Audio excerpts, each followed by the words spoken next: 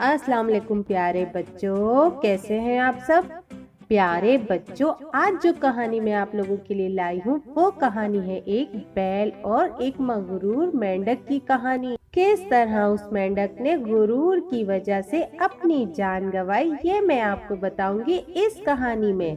तो चलिए प्यारे बच्चों, कहानी को शुरू करते हैं। प्यारे बच्चों, एक बड़ा सा गांव था। उस गांव में एक किसान रहता था। उसके पास एक बैल था। किसान अपने बैल से बहुत मोहब्बत करता था। बैल भी अपने मालिक से बहुत प्यार करता था।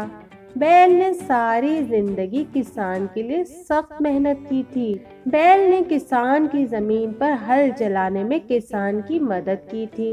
लेकिन अब बैल बहुत बूढ़ा हो चुका था।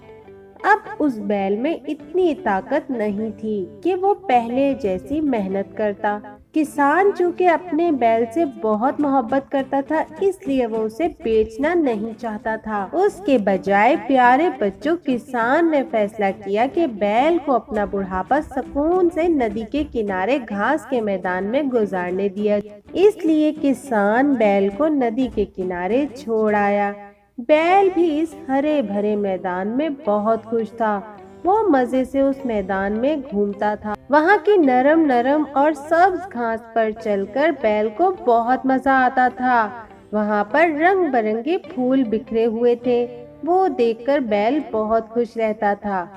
प्यारे बच्चों, जिस नदी के किनारे बैल रहता था, उसी नदी में एक बूढ़ा और मगरूर मेंढक भी रहता था। वो मेंढक बहुत बड़ा था और उसे अपनी जिसामत पर बहुत गुरूर था। नदी के तमाम छोटे मेंढक उससे खौफजदा रहते थे। प्यारे बच्चों, इसीलिए मेंढक ने खुद को उस नदी का बादशाह समझ लिया था। उस नदी में कोई भी मेंढक को पसंद नहीं करता था, लेकिन उसकी ताकत की वजह से कोई कुछ कर भी नहीं सकता था।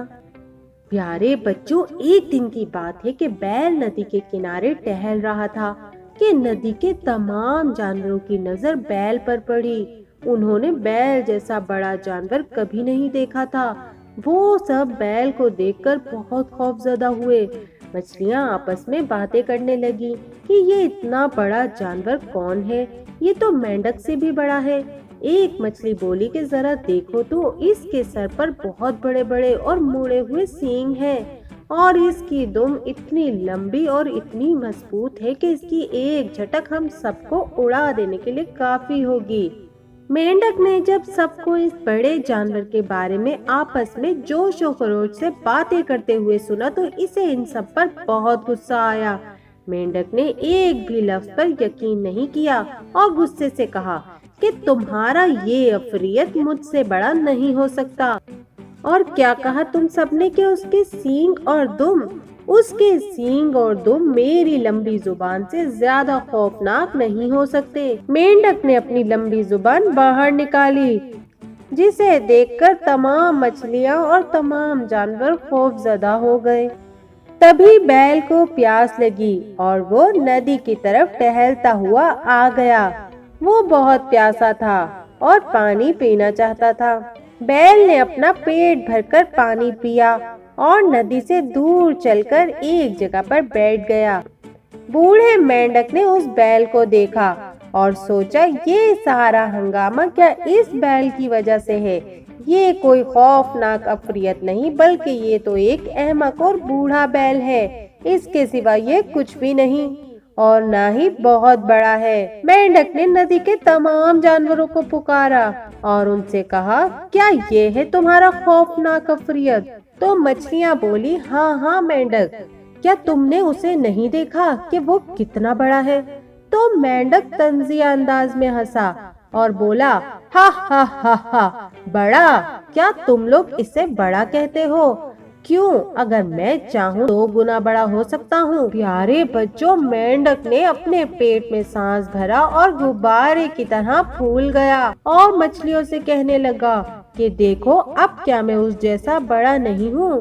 तो मछलियाँ बोली, अरे नहीं मेंढक, अभी तक तो नहीं हो, वो अफरियत बहुत बड़ा है। मेंढक ने मछलियों की बात सुनकर कहा, तो अब देखो मैं क्या करता हूँ। प्यारे बच्चों, उसने एक और गहरा सांस लिया और फूंक फूंक कर कुछ और फूल गया। अब उसकी आवाज भी नहीं निकल पा रही थी और उसने मछलियों से पूछा, अब देखो, क्या मैं उससे बड़ा नहीं हुआ?